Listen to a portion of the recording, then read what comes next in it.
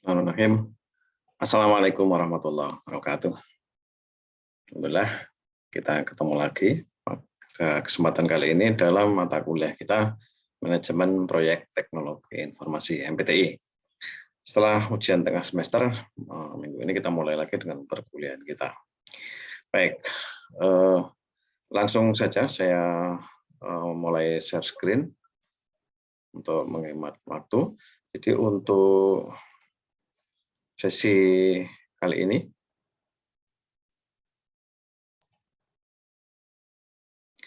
kita akan masuk pada materi atau tahapan project planning, perencanaan project. Baik. Nah, tahapan planning, project planning itu ada pada kolom yang kedua ya kalau dalam fase proyek, dari mulai initiation kemudian planning. Dan coba perhatikan bahwa pada fase planning ini ada banyak sekali hal yang harus dilakukan. Setiap knowledge area ini semuanya ada. Misalnya pada project integration itu ada tahap yang harus dilakukan, pada scope management ada yang dilakukan, dan seterusnya sampai pada stakeholder management pun ada yang dilakukan. Nah, kita tidak akan bahas semuanya, kita akan bahas secara global, ada item-item tertentu yang akan kita bahas lebih detail, tapi ada item-item yang nanti akan kita lewati dan Anda bisa pelajari sendiri. Prinsipnya begitu. Jadi positioningnya begini ya, kita berada di sini, nanti akan melihat sebagian dari apa yang ada di sini sudah Anda lakukan, tapi sebagian di antaranya belum. Nah, yang sudah Anda lakukan tinggal dinikmati, dievaluasi, dan nanti ada beberapa item yang kita coba pelajari untuk Anda buat, untuk Anda lakukan. Oke, begitu. Nah, project planning, perencanaan project ini pada dasarnya adalah kita mau mencoba mendetailkan ya, deskripsi lebih detail tentang proyek tersebut.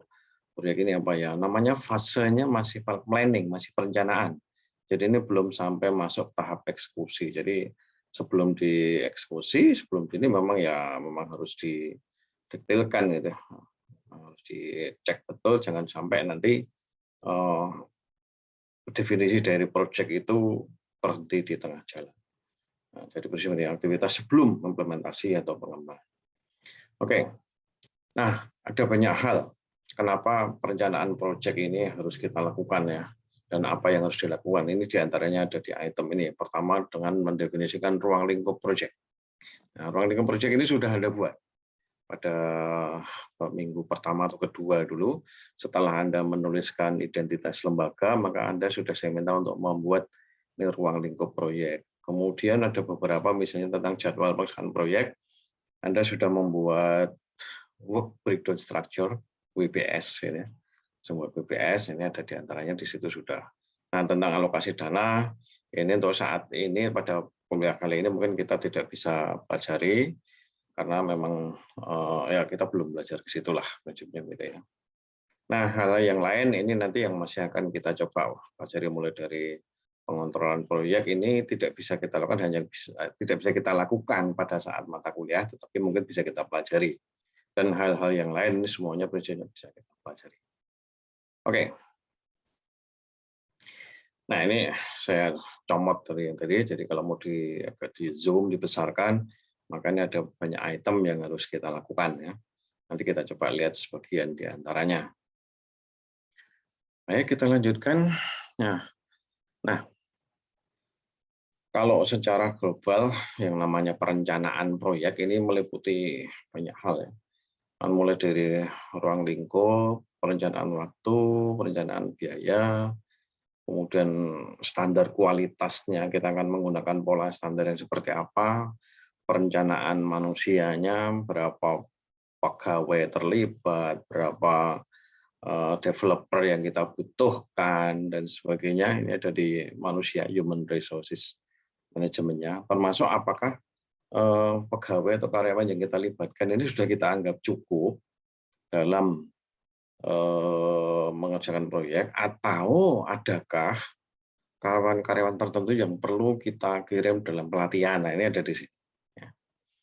Kemudian komunikasi, manusia komunikasi ini ya karena melibatkan banyak orang, maka tentu komunikasinya perlu diatur. Jangan sampai simpang siur, kita hindari kemungkinan untuk salah paham, kita hindari kemungkinan untuk salah komunikasi, dan sebagainya. Nah, tidak mungkin dihindari sama sekali, tetapi diminimalkan. Nah, ini ada perlu perencanaan tertentu. Kemudian risiko, yang namanya pekerjaan, proyek pasti ada risikonya. Yang namanya risiko itu potensi, bisa muncul, bisa tidak.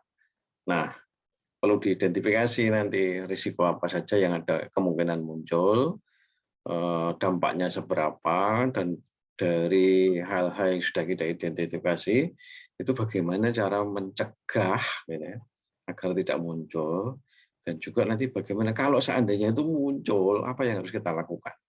Nah, ini risiko, manajemen risiko. Kemudian manajemen pengadaan, baik pengadaan barang maupun jasa. Tentu dalam setiap proyek kita butuh alat, kita butuh bahan, dan sebagainya. Mungkin butuh konsultan. Nah, ini perlu ada mekanisme pengadaan. Kemudian stakeholder, ini jelas ini pada PMBOK versi terbaru yang kita gunakan. Ini manajemen tentang stakeholder ini mendapat perhatian yang lebih serius, jadi ini tidak boleh diabaikan. Nah, tetapi bahwa antara satu item dengan item yang lain, ini tidak boleh berdiri sendiri, tetapi, nah ini dia kuncinya. Semuanya harus tetap diintegrasikan, dipikirkan secara integrated, secara integral, secara menyeluruh. Kaitan antara satu item dengan item yang lain. Ini semuanya harus disatukan dalam mekanisme integrasi tadi ya. Oke. Nah,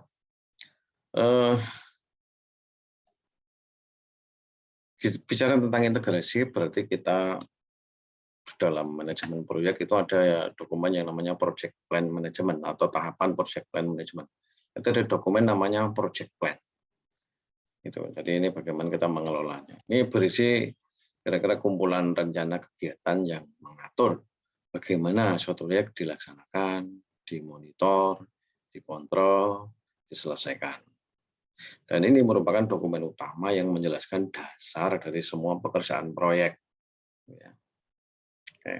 Nah, tentu dokumennya nanti seberapa detail dan sebagainya perlu berbeda antara proyek satu dengan proyek lain. Skala proyek, biaya proyek, ukuran proyek tentu akan menentukan seberapa detail dokumen project plan itu harus dibuat. Gitu. Nah, ini sama saja ya, ini sebenarnya masalah integrasi. Nah, jadi tadi ada ruang lingkup, waktu, biaya, kualitas, human resources, komunikasi, risk, procurement, semuanya ini perlu diintegrasikan, semuanya adalah knowledge area, kemudian ada siklus proyeknya, project fase-fasenya, semuanya harus diatur. Kalau ini terkendali semua, maka diharapkan ini dalam rangka mencapai ini nih, project success, gitu ya. Nah, kalau ini tidak terkendali, ada satu item saja tidak terkendali, maka ini untuk menuju ke sini nih nanti akan relatif bermasalah. Sehingga jangan sampai project suksesnya itu ada silang di tengah jalan ini, jangan sampai gitu. Oke, lanjut.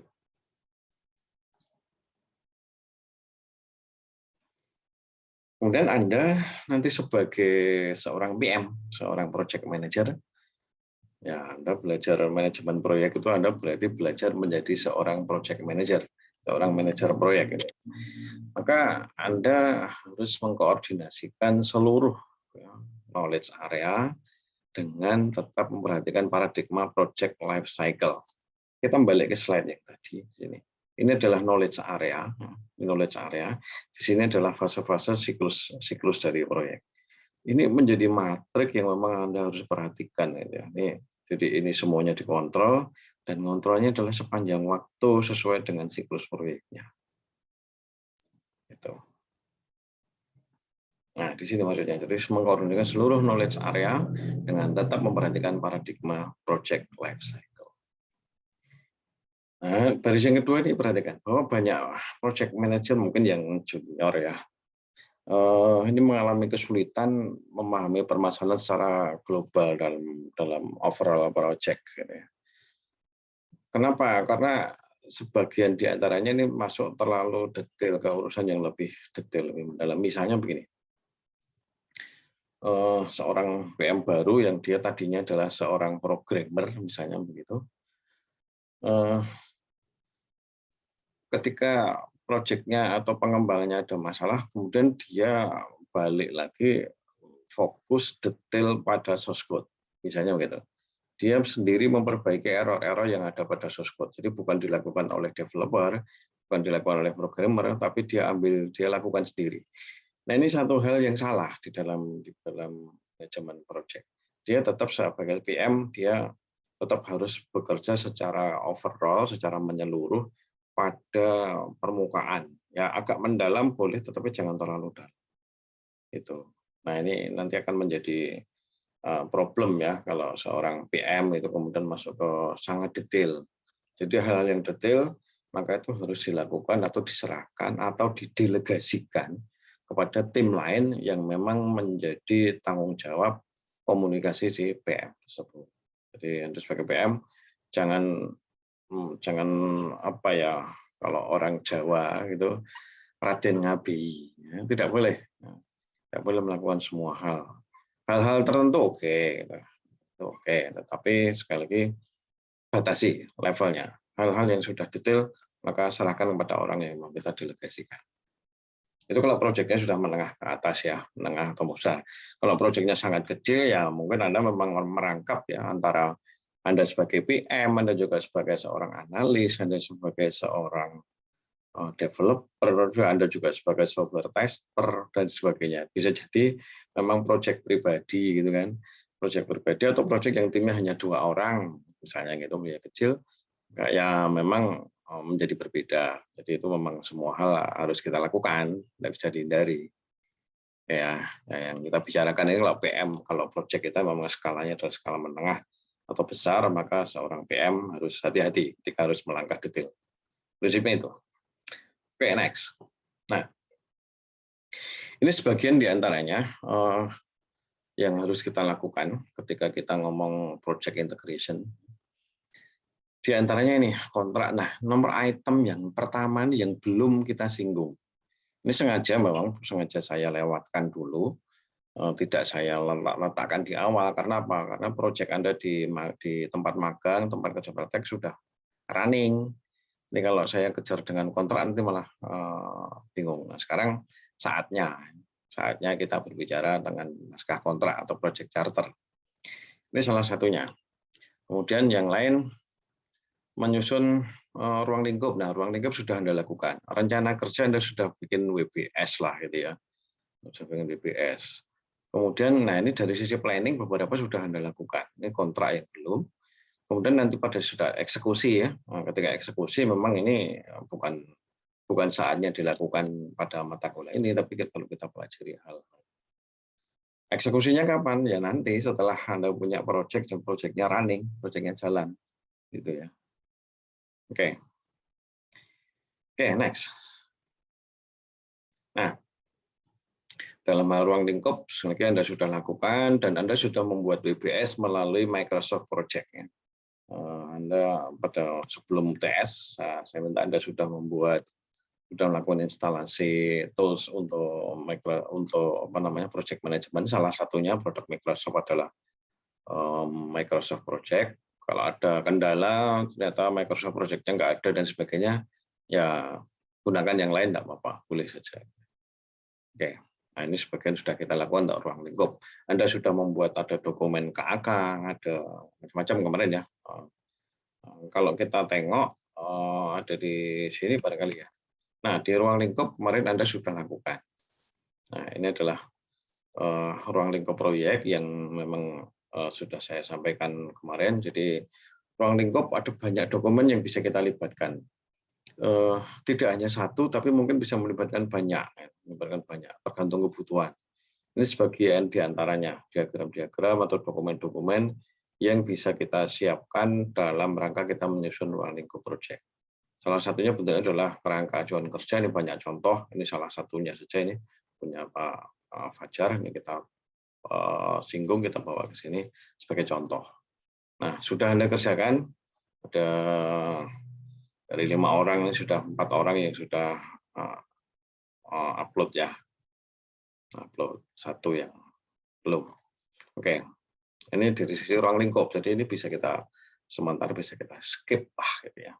Waktu juga sudah muncul di BS ketika kita membuat sheet di Microsoft Project sudah kita buat. Project management ya inilah memang salah satu hal penting ya. Project management plan PMP ini juga sebuah dokumen nanti hasilnya. Isinya ya mirip tadi ya, rencana kegiatan yang mengatur bagaimana proyek dilaksanakan, dimonitor, dikontrol, diselesaikan sebagai dokumen utama. Nah, ini digunakan oleh PM, manajer proyek, untuk memimpin tim dalam melaksanakan proyek. Komponen-komponennya dari situ. Nah, ini ada diagram semacam ini, ya, nanti di PowerPoint yang kita pakai ini dan juga PowerPoint yang lain ketika kita belajar PMBOK ini, nanti bisa jadi kita akan belajar model seperti ini. Ini maksudnya apa? Kita mau membuat project management plan, kita lihat dari kanan. Outputnya adalah project management plan.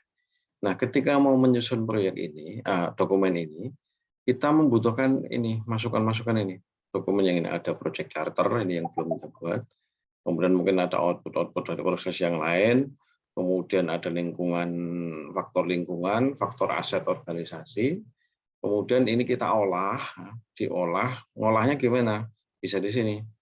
Bisa menggunakan diskusi, sebenarnya FGD, focus group discussion, atau mungkin expert judgment. Expert judgment itu pendapat para ahli. Tapi juga kita perlu melibatkan tim-tim dalam tim fasilitator. Mungkin kita harus melakukan diskusi, mungkin kita harus mengadakan rapat, mengadakan meeting, dan sebagainya untuk menyusun dokumen, maka diolah di sini. Nah, hasilnya nanti adalah di sana, project management plan. Gitu ya, MP. Ini cara membaca diagramnya. Ini nanti akan banyak kita ketemukan. Oke, ini inputnya sudah ada di sini. Jadi diantaranya adalah tadi project charter, kemudian ada output dari proses yang lain, faktor lingkungan. Maaf ini tipe. Faktor lingkungan, misalnya faktor lingkungan itu ada standar regulasi pemerintah, aturan pajak misalnya. Setiap proyek itu akan dikenai pajak oleh pemerintah, nah sehingga dalam hal mengatur anggaran kita perlu menyiapkan, kita perlu care dengan aturan-aturan perpajakan, misalnya seperti itu. Kemudian juga mungkin ada hal-hal yang lain, ya. Ada hal-hal yang lain yang itu tidak berasal dari proyek kita sendiri, tidak berasal dari klien kita, tetapi dari lingkungan, mungkin lingkungan RT, lingkungan kampung, sampai pada standarisasi aturan wali kota dan sebagainya, atau juga mungkin ada sistem informasi manajemen proyek, ini berarti dari tools yang kita gunakan dan sebagainya, lingkungan kerja, kultur dan sebagainya. Ini menjadi faktor yang perlu diperhatikan. Kemudian yang berikutnya adalah aset organisasi. Organisasinya proses aset. Ini ada banyak. Jadi misalnya begini.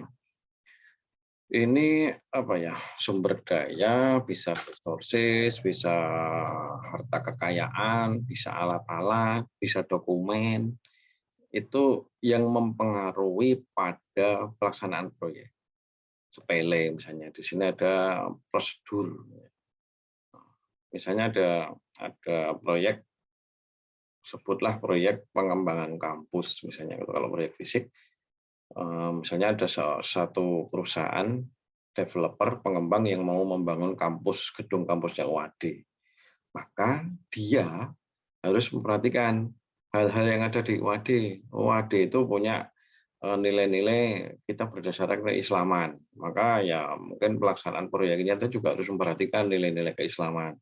Misalnya waktu adzan berhenti, waktu sholat semuanya sholat, misalnya gitu. Itu bagian dari aset organisasi. Kemudian logo, misalnya proyek besar yang ada di OAD tentunya perlu detail identitas. Nah, karena itu OAD, maka identitas logonya OAD perlu muncul di dalam dokumen-dokumen proyek dan seterusnya, informasi sejarah dan sebagainya. Jadi banyak hal. Oke. Nah, Sebenarnya tools teknik itu nanti banyak hal, ini 2 di antaranya. Ada expert judgment, ada judgment itu jadi pendapat para ahli ya intinya ya. Jadi kalau misalnya ada sesuatu yang perlu didiskusikan dan perlu diambil sebuah keputusan, nah, disinilah perlu expert judgment, pendapat para ahli. Facilitation teknik itu banyak, dia prinsipnya fasilitator ya, kita butuh apa, butuh sesuatu, kita minta tolong dia untuk memfasilitasi. Gampangnya nih contoh kecil.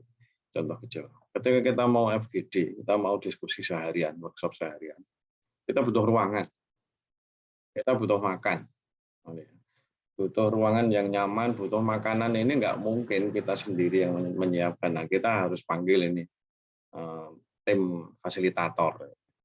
Fasilitatornya kita minta untuk menyiapkan. Ketika dokumennya setengah jadi, ketika misalnya mau dibahas, ini perlu dicetak, perlu dikopi dokumen hard copy. Nah, ini cetak dokumen hard copy, atau mungkin setelah selesai nanti perlu dicetak, perlu dijilid itu. Nah, ini serahkan pada tim fasilitator teknis. Di situ di antara. Ini tools dan tekniknya itu di situ perlu diperhatikan. Nah, outputnya yang kita harapkan adalah dokumen tadi, dokumen PMP yang berisi tadi petunjuk bagaimana proyek dieksekusi, dipantau, dikendalikan sampai close, sampai selesai. Nah, itu contohnya. Berikutnya nanti akan ada scope management dan sebagainya, WBS ini sudah kita lakukan. Nah, ini bisa dibaca lebih detail, prinsipnya ya inilah nanti di dalam plan-plan yang akan kita gunakan dalam planning, itu banyak hal. Nah, ini contoh lain dalam tools dan teknik ya. Tools dan tekniknya kalau tadi yang sudah kita lihat kan hanya ada apa tadi? Facilitation, kita lihat. Yang tadi itu hanya 2, expert judgment dan fasilitator. Sedangkan pada proses yang lain nanti kita akan menggunakan tools dan teknik yang berbeda.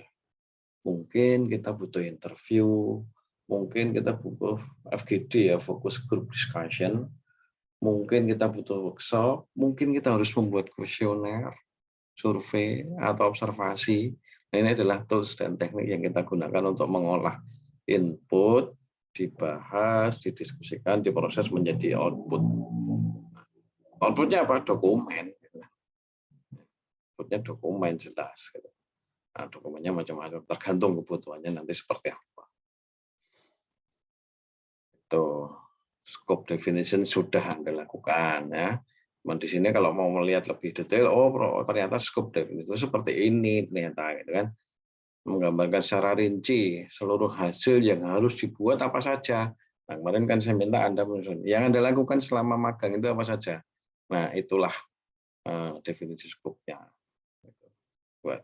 Didapat dari mana? Nah, kita harus susun itu.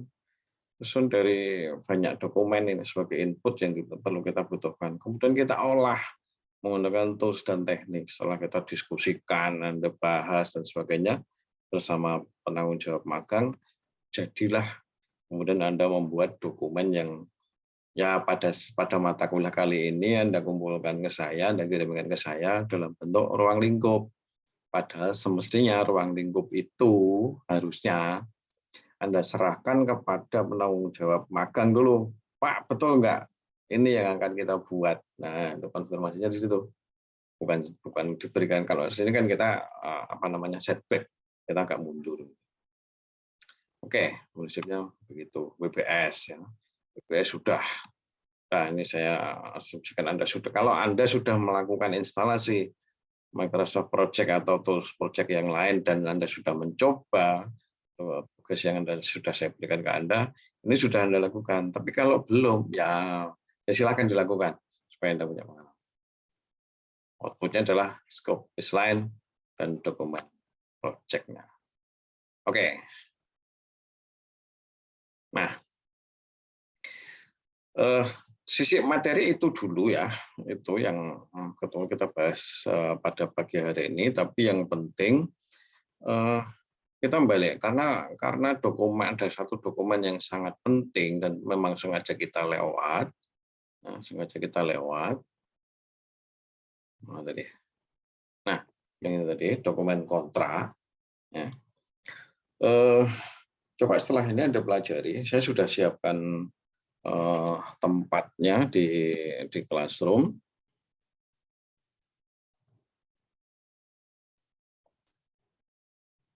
Saya letakkan di mana ya? Nah, tugas nomor 5.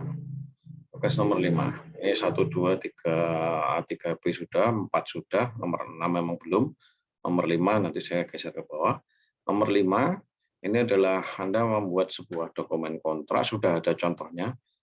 Ya, kita Indonesia menyebut dengan naskah kontrak, dokumen kontrak, tapi di dalam dunia project management sering disebut dengan project charter gitu. Nah, silahkan ini Anda siapkan, Anda buat kontrak. Jadi kontraknya ini adalah, memang ini kita bicara mundur ya. Kontrak antara Anda dengan penanggung jawab magang Anda. Jadi Anda, pembimbing magang Anda di sana siapa, maka itu Anda menjadi pihak pertama, kemudian penanggung jawab magang nanti menjadi pihak kedua, gitu. Pihak kedua. Nanti silakan dilihat contohnya ya, pihak pertama, pihak kedua, nanti begitu. Kemudian isinya apa, nanti silakan. Di sini sudah ada contohnya. Ada contohnya, template-nya nanti bisa dilihat, gitu. Template-nya bisa dilihat.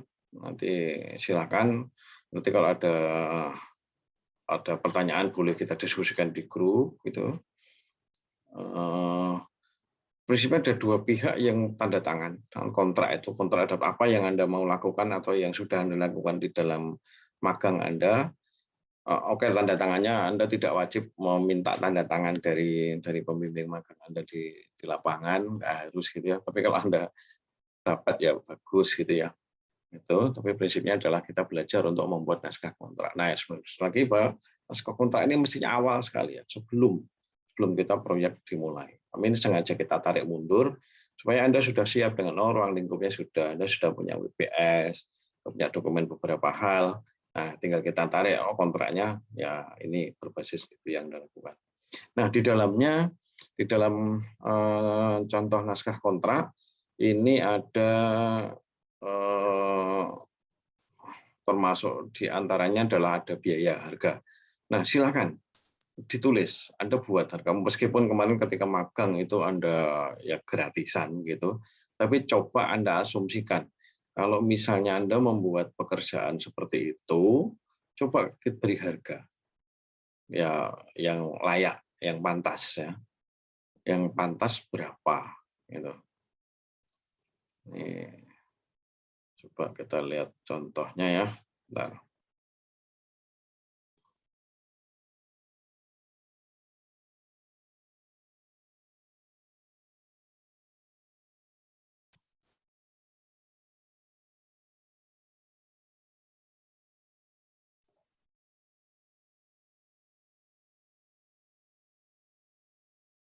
Nah, ini contoh kontrak, ini dokumen versi bahasa Indonesia. Itu ada seperti ini sudah ada ya, di Classroom tadi sudah ada. Kemudian juga kayak nanti silakan di dalamnya ada. Yang ini boleh kalau mau diabaikan ya, yang istilah-istilah ini untuk kali ini boleh pasal 1 ini pengertian istilah boleh diabaikan. Kalau mau Anda tulis juga boleh. Dan prinsipnya ada di sini semua apa yang mau dilakukan. Kemudian termasuk harganya berapa, di sini ada. Contoh harganya misalnya 15 juta, kemudian cara pembayarannya dicicil berapa kali, ada di sini. Nah, Anda buat aja lah harga berapa, itu terserah yang kira-kira layak, pantas untuk pekerjaan Anda selama magang. Gitu. Itu. Kemudian juga sudah ada kalau di Classroom itu di sesi praktikum itu juga ada. Ini sama ya, kalau di sini sama.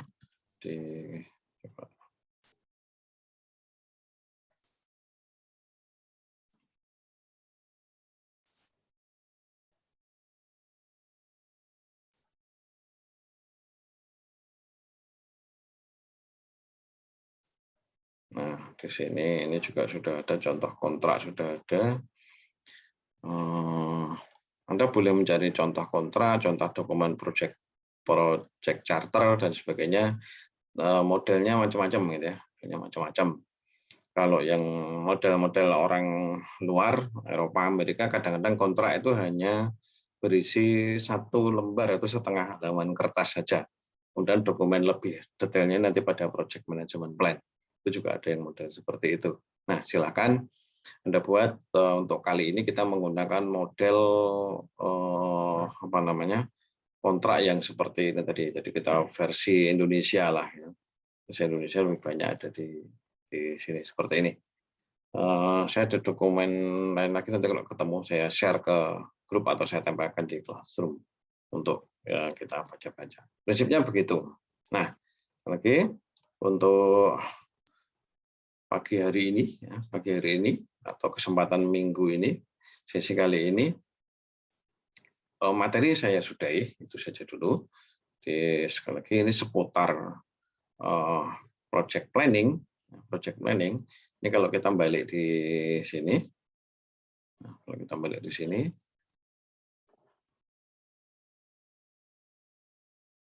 nah, yang sudah kita siapkan tadi sampai di sini ada macam-macam WBS sudah, plan, ada activity sequence, ini masuk di dalam WBS ya, ini WBS. Jadi project time management ini sudah kita siapkan.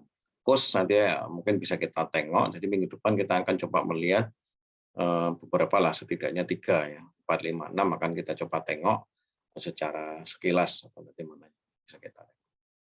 Begitu untuk pagi hari ini, dan silakan sekali lagi disiapkan dokumen kontrak yang mengikat antara Anda dengan pembimbing lapangan pada saat magang. Jadi asumsikan, anggap aja ini belum jalan magangnya, anggap begitu. Kita siapkan kontraknya, kemudian nanti kita gunakan untuk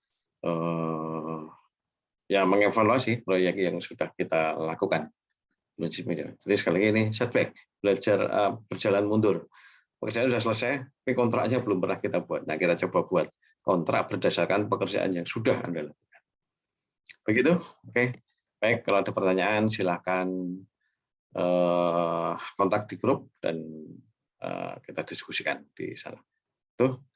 Terima kasih. Kita akhiri pada pagi hari ini. Selamat belajar, selamat beraktivitas. Mudah-mudahan kesuksesan dan keberkahan ada pada kita semua dari Allah. Demikian kita akhiri. Alhamdulillah. Assalamualaikum warahmatullahi wabarakatuh.